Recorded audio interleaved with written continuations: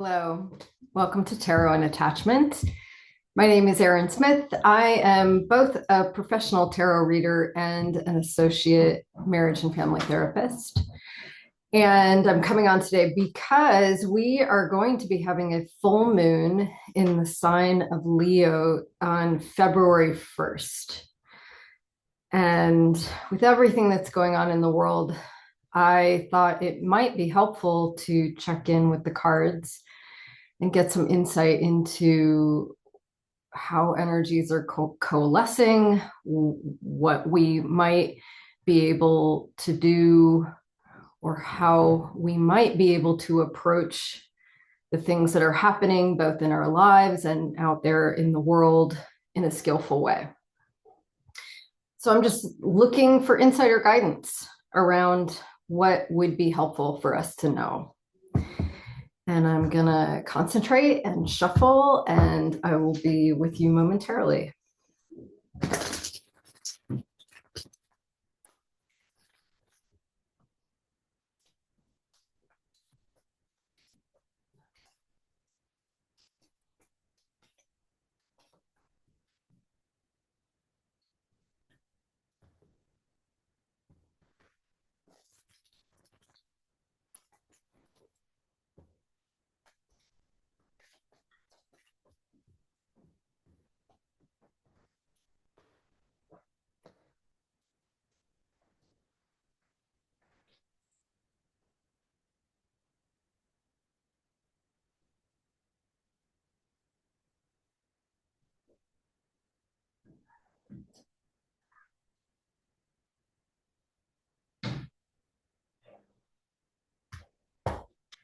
I'm just gonna say a prayer over these cards.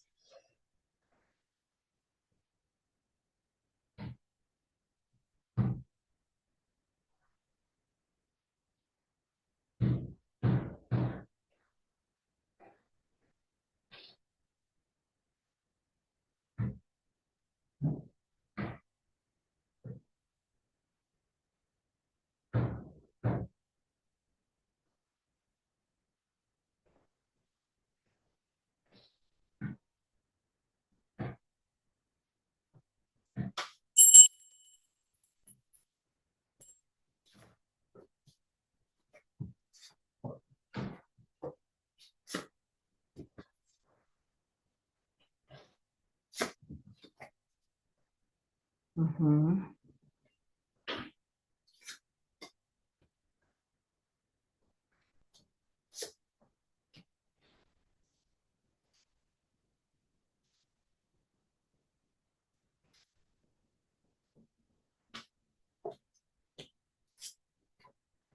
All right. Well, not too surprisingly, the cards are pointing to some difficulties that are going on. There's visual representations in the cards that point to emotional, relational struggles that we as human beings go through. And I, don't have to tell any of you that obviously there's a lot going on in the world, in this country, in Minnesota, in Los Angeles, where I live. There's a lot of heartbreak. And so I guess let's start with the cards identifying what it is that we're working with at this time. So I feel like these two cards are very much related to one another. Swords are actually the suit of thoughts, ideas, communication. I think it's interesting to note that the narratives that we construct and the view that we take mentally is intertwined with the emotions that we feel. And when these two different sense spaces are taken together, it often feels like one solid thing. But I think this card in particular is asking us to notice the difference between the thoughts and the feelings. And also notice how they affect one another, how they overlap. Like the negative self-talk or the negative talk that we experience in our minds, then the evaluation of what's happening causes an emotional sensation in the body. And again, these two things feel very much embedded because they tend to arise together, right? When we see the kind of crisis that we're seeing in society right now, when people are disappearing and they're losing their lives at the hands of a fascist state, it's easy to become sort of flooded with emotions that are overwhelming, and to allow sort of fear to govern our assessment of the situation. And I don't believe that the answer is to look away. In fact, really, certainly in my psychological practice, the work that I do with people is to support them and resource them enough to be able to hold the intensity of painful emotions tied to previous trauma and to titrate it, right? So this is the thing, I think, like, we tend to live in a kind of binary experience as human beings. It's either or. And I think it's relevant and helpful to think about this as being and both. So, I think people get really criticized for being like, I have to put the phone down today. I have to, just laugh with my friends, or, do something that is oriented towards pleasure. And there may even be some guilt associated with that. And what I would say is that it's absolutely necessary to find that kind of resourcing in one's life if we are going to be able to show up and work with what is arising in the collective in a skillful way. So it's not about avoiding it, but it is about titrating it. So like we notice what's happening, and we are present and aware of how it affects us, to the degree too that we notice, okay, it's exceeding the window of tolerance, and now I have to go and shut off my phone and be in nature. And that's my way of working with it, right? I'm intentionally calming my central nervous system.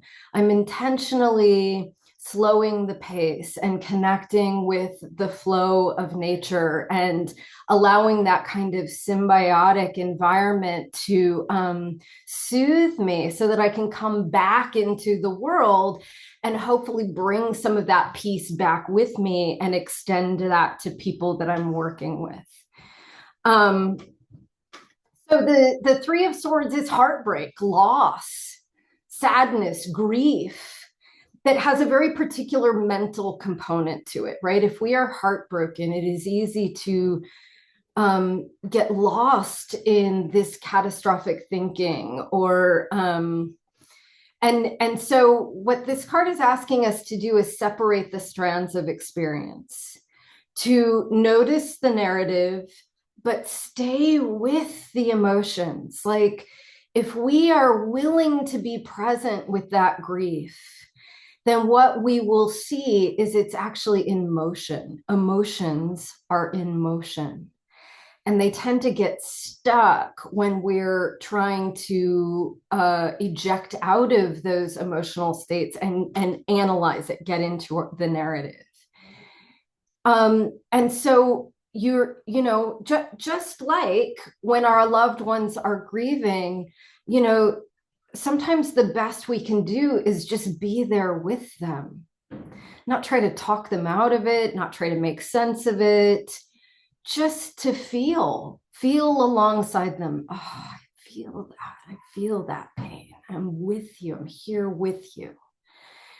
Because again, everything is in motion, including what we're going through, the circumstances that we're going through. And so let's talk about this one.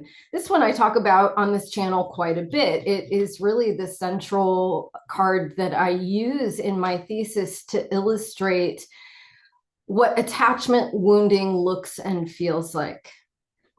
And what I and it's interesting, there certainly I'm not the only one who's making this correlation. But I think it's a profound insight. And when I hear other people talk about this, I am just nodding in agreement. And that is that,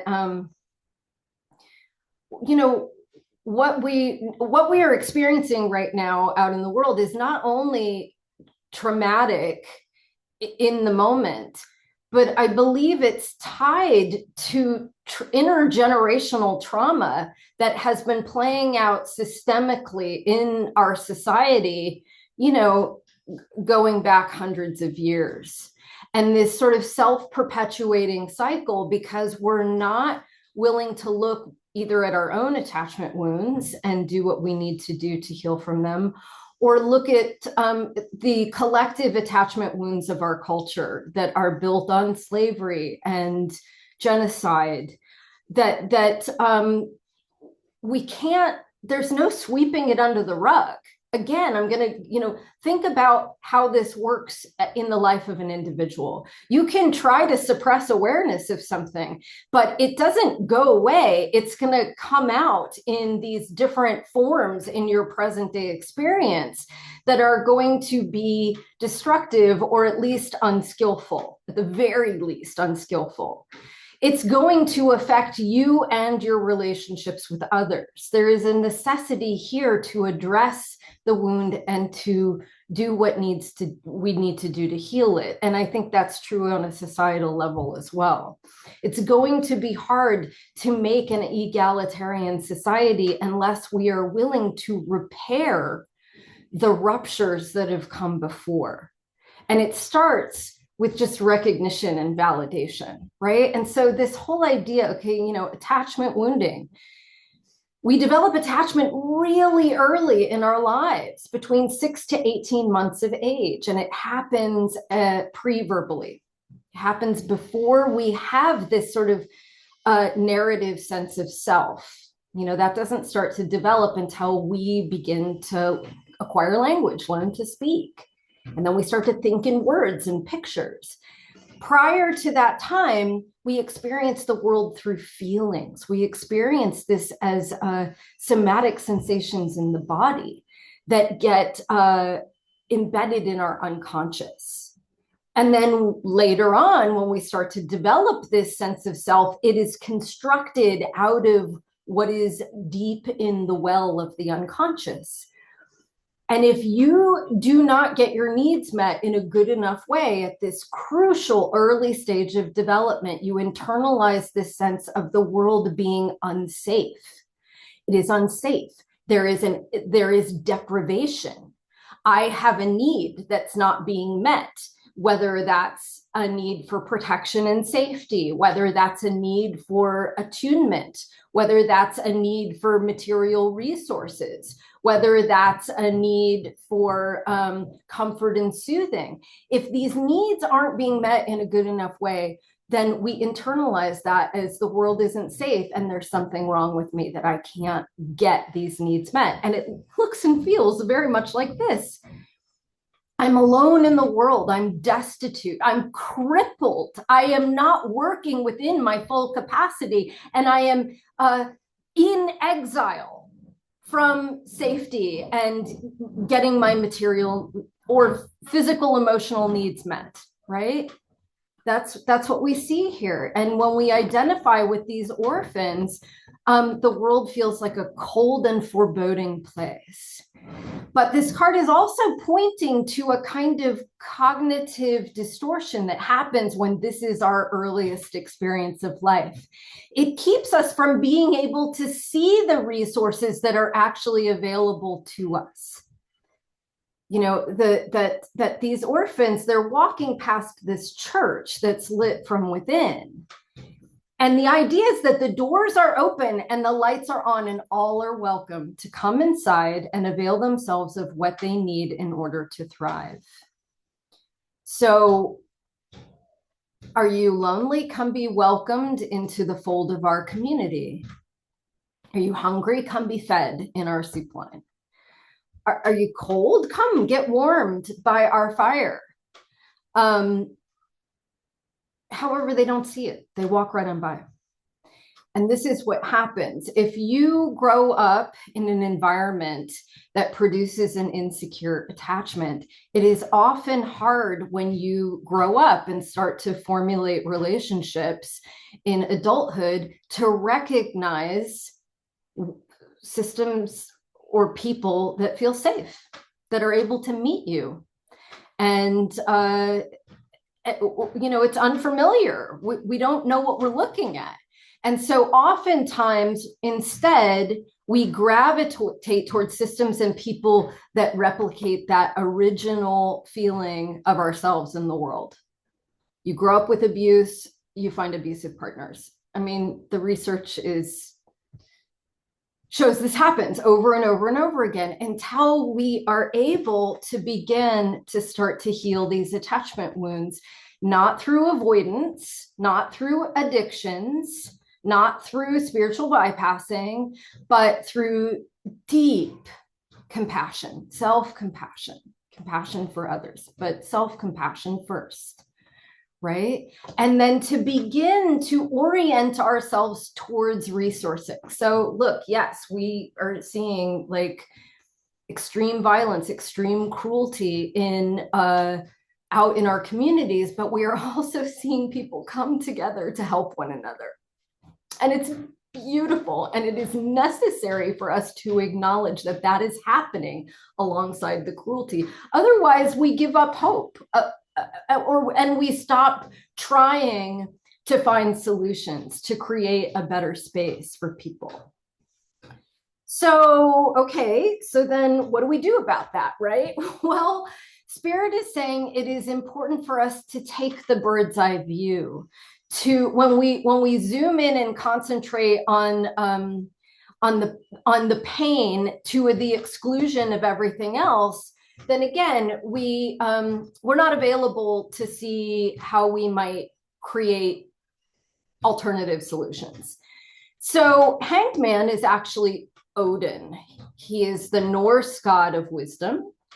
And he hangs himself from the tree of life in order to be enlightened. You can see this little halo on his head. What this is asking us is to have a radical shift in perspective, that we take it for granted that this is just the way the world is. Capitalism is the way we've always done it. And, so that's the way it has to be, that, we have to be exploitative and extractive in the way that we treat people and the environment, because that's just how it is. We're being asked to look at it from the opposite perspective, to see multiple alternative views. And we do this by shifting our perspective, getting outside of the water or that we're swimming in or the air that we're breathing, and to take a bird's eye view.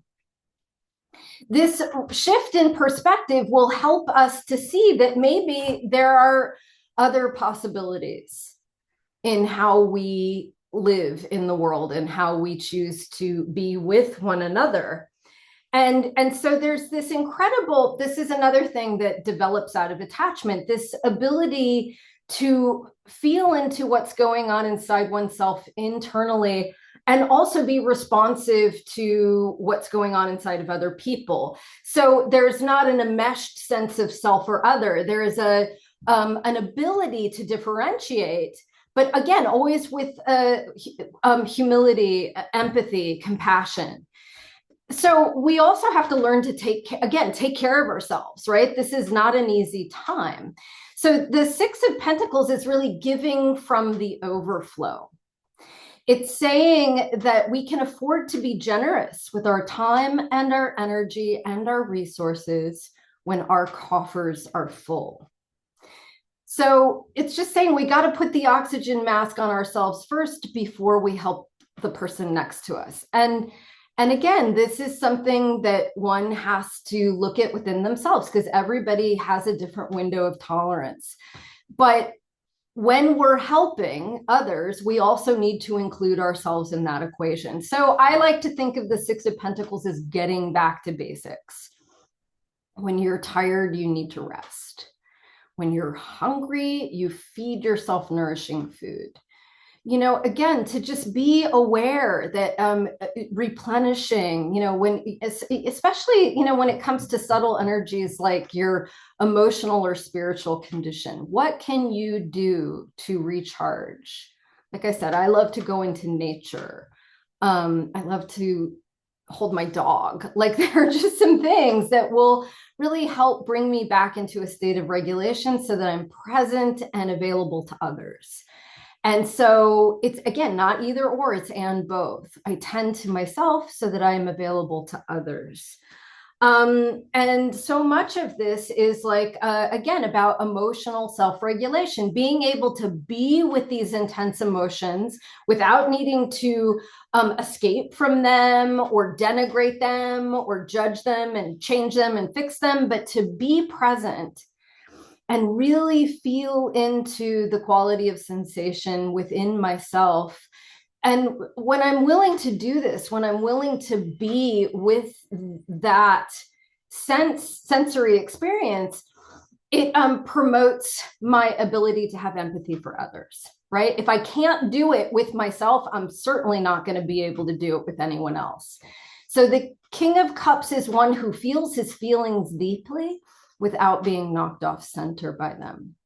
And again, it's the necessary state to be in order to be present with another person's pain and discomfort. If it makes me uncomfortable to feel my own feelings, how am I going to be a source of resourcing for somebody else when they're crying, when they're in pain? So the inner work that I'm willing to do actually makes me better in my relationships to others. Inward, outward, having that sense of differentiation, but also being able to join with people. And remember, it's a work in progress, right? We have to put in the effort. All the energy that we're putting in is building something new. It's, and it's kind of building exponentially. The Eight of Pentacles is building your wealth and well-being one step at a time. And we can think of wealth really in this regard as having your material needs met. When we plant seeds in the garden and we tend the garden grows. This is really the philosophy around the Eight of Pentacles. So, we put in the effort, we put in the energy in all the different ways that we can. Each of us is contributing something different to the collective good, and to know yourself, know what your skills are, know what you have to offer, and to invest in it. And just know that you will reap the benefits of that. And, it'll make the world a better place. Because what we're shooting for in this time is really unity and balance. That is the message of the Lovers. It is this balancing of, exerting ourselves, taking external actions, and going within and receiving, insight, and noticing the subtle shifts, the subtle sensations that go on inside of ourselves. And to be in a state of meditation, to know what wise action is out in the world, and that the combination of these two orientations is what creates new life. And finally, just the universe wants us to know that when we're keeping all this in mind, when we're doing the good work, we will be successful. We will be victorious. Six of Wands is the victory card, right? Overcoming obstacles. So I hope this was helpful. It's not an easy time. Connect with yourself in all the ways that work for you, meditation, moving your body, connecting with loved ones, engaging in community, cultivating a willingness to heal our own wounds so that we can make a society that feels safe for us all. That's the message. And I am wishing you all well on this upcoming full moon. Many blessings.